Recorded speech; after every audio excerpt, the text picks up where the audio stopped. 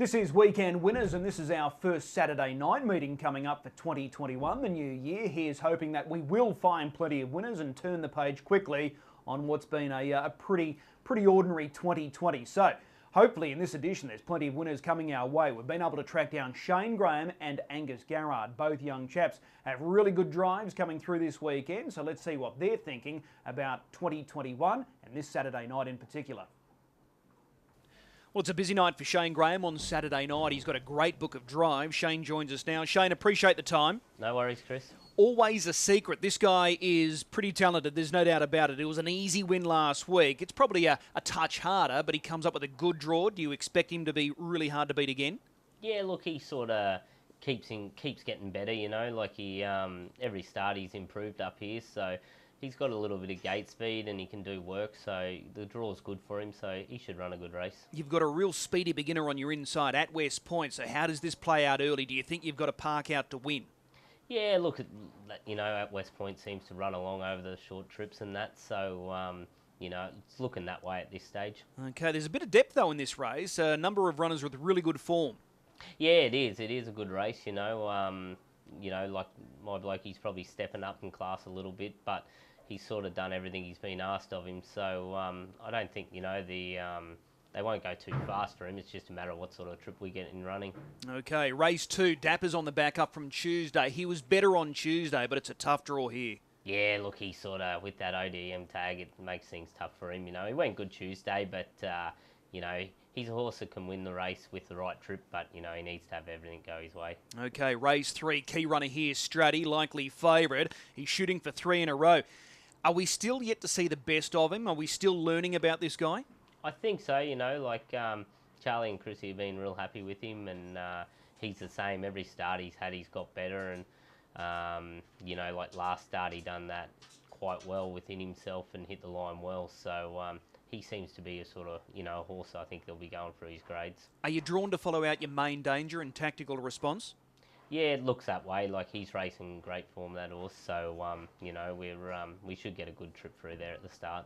Okay, that's Stratty, race 3. Left to Terror, race 4, inside of the second row, but you do follow out a good beginner in Wink and It's Over. You've driven a Wink and It's Over. Firstly, can he hold up from the inside? Yeah, I think so. He got out of off the gate good 2 starts ago and that, and when he led him one, so he'll be pushing pretty hard forward and we'll be trailing him through, so hopefully we're thereabouts at the finish. Wink and It's Over, just on him, he swells up when he can lead, so if he does hold the front, it's going to give you every opportunity. Yeah, that's right. He, you know, like he said, he grows a leg in front, and you know, I don't think he's been beaten too often there, so he'll be hard to get past. Is it fair to say with Left to Terror he's best suited at the mile? It seems to be that way, you know. He likes genuine racing, and, you know, generally the mile, that's how they're run, so the mile does seem to suit him best. Okay, race 5, Macklemore, gate 1. He hasn't run a bad race for the stable since being under your care, Macklemore. You must be happy with this guy. Yeah, look, you know, he's just, you know, he's no star, but he's always there every week, puts in a good run, and, you know, he's during the carnival he had tough draws and run good races, so it's good for him to get reward with a good draw. Looking at his run last week, sectional wise, he was excellent. Yeah, that's right. Like every week, I reckon he probably goes close to being the quickest quarter or quickest half in the race. So he's definitely going well, but you know, he just needs that bit of luck. Can he knock off Ranger Bomb? He looks a pretty talented type, you know. So you know, he's going to be there, but whether he's good enough, we'll soon see. Okay, the free-for-all is race 6. Chevron's Reward is your drive. You know this mare well. She is absolutely flying. She dips her toe in the open grade for the first time. How's she going to handle it? Yeah, look, I'm sure she'll handle it fine. Like her time-wise and sectionals, so she'll be able to measure up with them. And, you know, like the small field probably suits, so if she's close enough, they'll know she's there. Yeah, that's a good point. The small field is going to play to her advantage because she's got that lethal turn of change-up speed, so she's not going to be too far away here. Yeah, that's right. You know, like her last start, you know, she sort of went good time and they sort of were trucking the whole way and she sat on it good and finished off well. And the time before that, she's had to do a bit of work and still won. So, you know, she's definitely going well. It looks like it's going to be, you know, a strong run race. The fact that Northview Hustler, Secret Agent Tycoon Cruise, they've all got front row draws. So you would expect an early burn.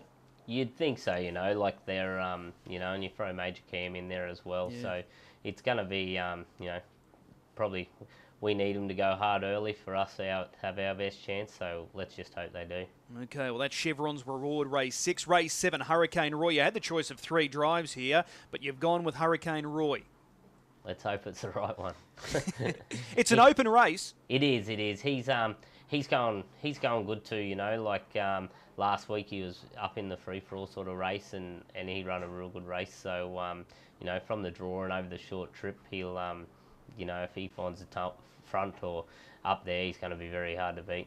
Okay, race 8, Feel Like Dancing. Numerically, the form doesn't read all that great. Unplaced the last 5. She's going a lot better than what those numbers read. Yeah, she is. She's going real good, the mare, and she's got gate speed, so I'm expecting her to be sort of on the front end, and she should run a good race. It's probably been, the last couple of drives have been a bit bad on us, so hopefully we don't stuff up from there.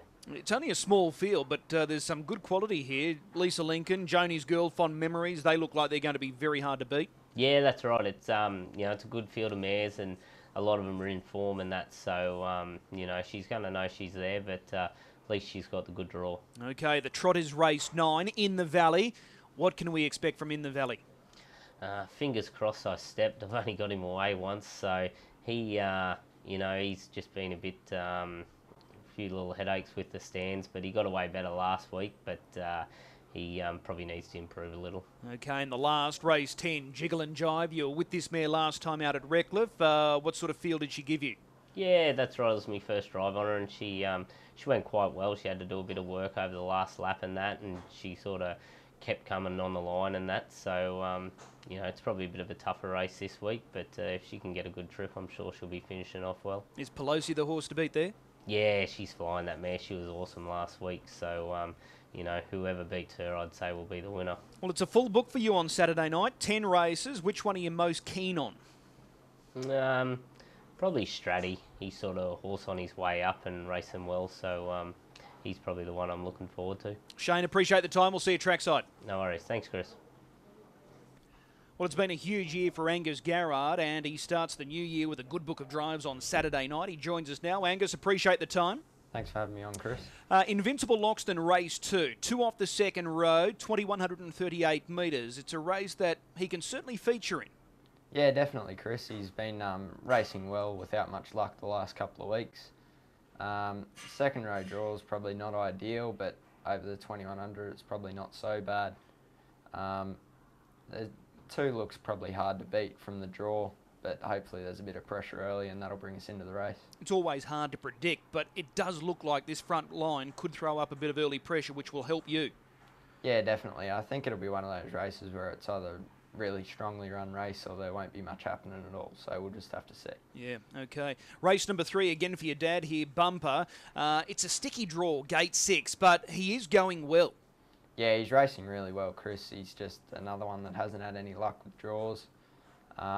His sectionals last start were awesome. I think he ran the fastest of the race, so it'll just be a case of something will have to happen for him to get into it. Okay, are you likely to drift back from gate 6? Yeah, for sure. There looks a bit too much pressure from the inside there, so we'll just slide back and see if we can land comfy posse and just hit the line. Okay, Stratty and Tactical Response, they look the hardest to beat there? Yeah, for sure.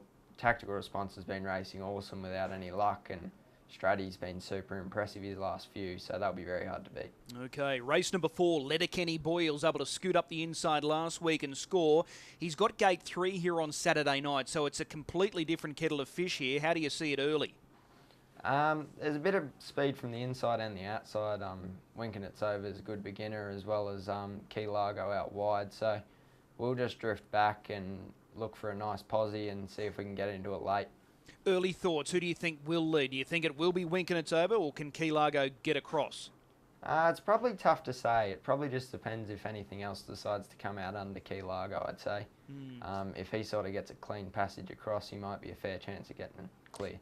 Just on Letterkenny Boy last week, he was good. He went back to the inside, he was able to pick up strongly, and it was a deserving win. Yeah, definitely. He was back to his best last week. He'd been a little bit disappointing at his previous starts this prep, but it was good to see him back in form. Is he best at a mile? I don't think it really worries him, Chris. Just anywhere with a nice sit. He's really sharp that last sort of quarter, so anywhere where he can get a nice posse. Okay, we go across to race 6, the Open. Major Cam is your drive. You're with this guy first up last week. I tell you what, Angus, he had the red lights flashing. He was a real eye-catcher last week. His sectionals were superb. Yeah, he was hitting the line awesome last week, Chris. He was super impressive for a first up run. The draws looks good on paper this week, but we'll just sort of have to see what happens early and make a decision after the gate leaves whether we want to hold up or look to take a sit. But I'm sure wherever he is, he'll be really in the finish. Small field's going to be much better for him as well compared to last week. Yeah, of course. He came from just about last at the top of the straight last week and only got beat, I think, 5 metres. So he couldn't have been much more impressive. He's good enough to beat this field second up, isn't he? Definitely. He's really nice horse, Chris. Really nice horse. The trot race 9, Sir Fahrenheit. You know this guy well. He holds the track record at 2,647 metres. He's 2,138 metres here on Saturday night, but he's got the inside gate. What are the expectations? I think he'll be pretty good this week, Chris. He had no luck last start. He sort of got crossed early and shuffled back the pegs, but he got out late and hit the line really strong. I think if he was handy, he probably wins that race last start. But the one draw looks good again, so hopefully we can get away a tad quicker this time and see if we can land handy, and I'm sure he'll be right in the finish. That's the key, isn't it? He's got to get away quicker than what he did last start. Yeah, I think so. He was sort of a bit switched off at the start last time, so hopefully we can be on the job this time and, as I said, get away quicker, and if we land handy, he'll be right in the finish. The handicap runners in this race, they've got good form, but they need that little bit of luck, in particular over the shorter trip. Yeah, there's a lot of horses in this field that have been racing really well, but hopefully it'll be a bit hard for them to get into it from off those handicap marks, so hopefully we can take advantage of that. Okay, the last, Pelosi, with this outstanding filly or mare last week. She got the job done. How big a thrill was that last week? Yeah, it was awesome, Chris. It's always awesome to sit behind horses like her. She's just unbelievable, and she couldn't have been any more impressive last week. It's the same gate on Saturday night.